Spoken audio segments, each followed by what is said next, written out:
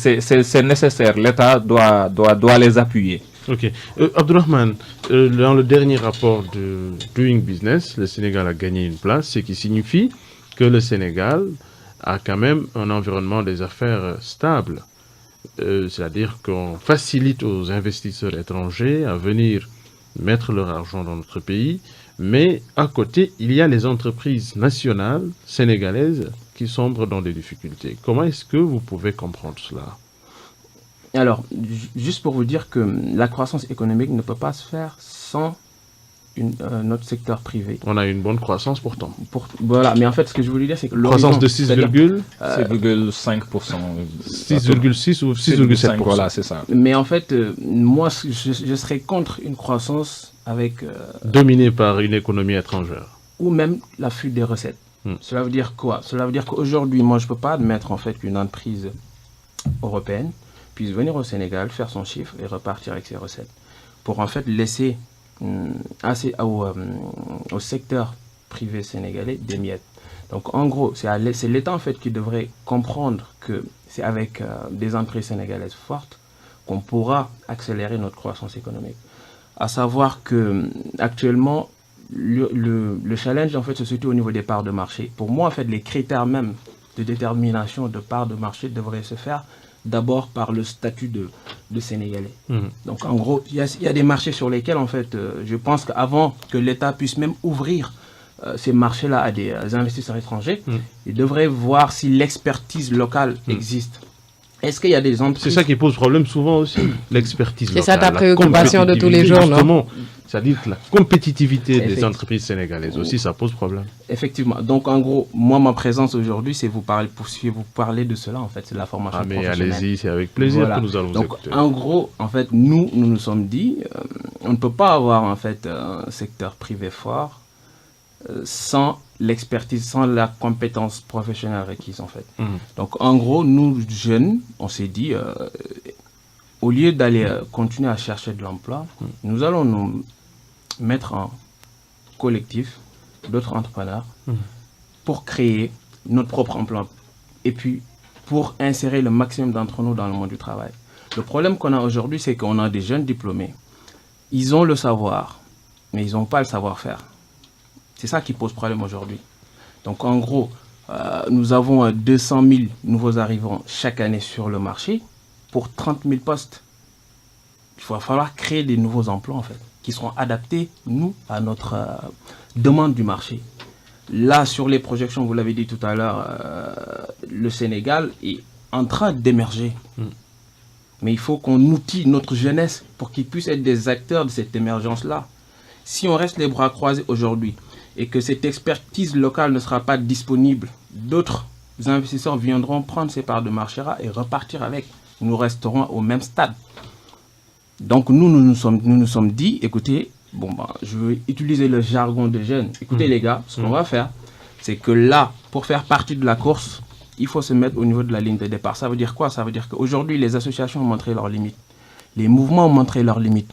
Maintenant, il faut faire partie de la course, c'est-à-dire de se mettre en entreprise.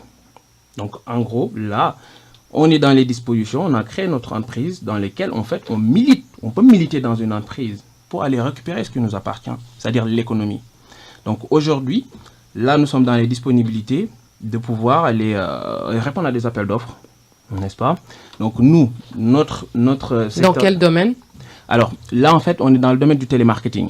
Parce que c'est quoi le télémarketing? Alors, déjà? Voilà, en fait, le télémarketing, c'est du marketing à distance. Tout ce qu'on peut, en fait, c'est l'utilisation du téléphone pour pouvoir démarcher, prospecter pour le compte d'une entreprise ou même pour le compte de son propre entreprise. Donc aujourd'hui, par exemple, vous avez des opérateurs économiques téléphoniques de la place qui utilisent des services pour pouvoir tout simplement faire de la télévente, en fait, de la vente en ligne. Voilà, donc là, on est dans l'émergence. Donc il y a pas mal de secteurs, en fait, on est appelé à le faire.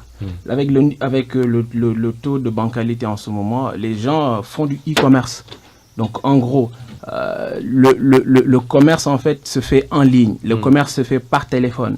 Aujourd'hui, sur les infrastructures qui ont été mises en place par l'État, on sera amené aujourd'hui à rester chez soi et appeler pour faire des réservations de billets d'avion, par exemple, ou des réservations de bus qui vont entrer dans les régions.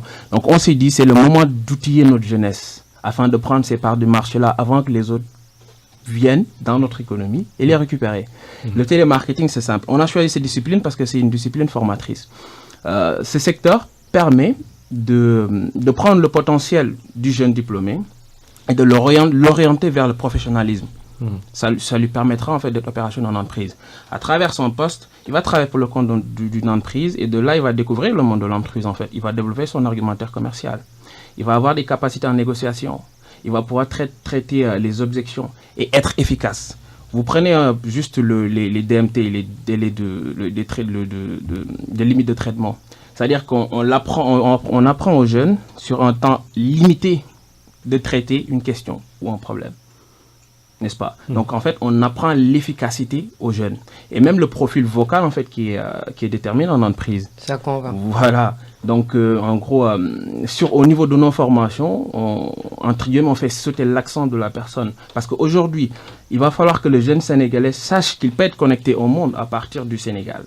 N'est-ce pas? D'habitude, ce qui se passe, c'est que les autres pays se connectent à nous par rapport à leurs besoins.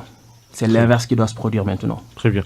Abdourahmane a lâché un mot tout à l'heure, ou une expression qui m'intéresse beaucoup, c'est l'inadéquation de la formation aux besoins du marché. Est-ce que c'est là que prend source l'inefficacité de nos entreprises nationales? On peut trouver une explication à l'inefficacité ou aux limites un peu de notre secteur privé un peu. On ne peut pas l'occulter. C'est vrai que nous sommes dans un contexte de mondialisation. La planète Terre, maintenant, c'est une seule maison, c'est un seul village planétaire. Et des autres pays, les pays très avancés, les pays hyper méga développés, ils ont toutes les ressources.